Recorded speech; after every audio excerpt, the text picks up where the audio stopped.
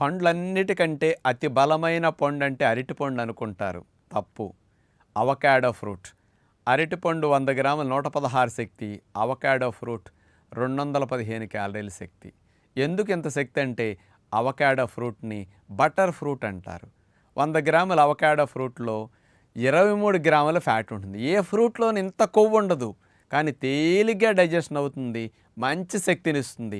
అందుకని చంటి పిల్లలకి ఈ అవకాడో ఫ్రూట్ బాగా పెడితే మంచి కొవ్వు పెరిగి హెల్దీగా ఉంటారనమాట.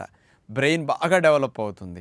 నీరసంగా ఉన్న వారికి, ముసలి వారికి అవకాడో ఫ్రూట్ చాలా మంచి ఫ్యాట్ అనమాట.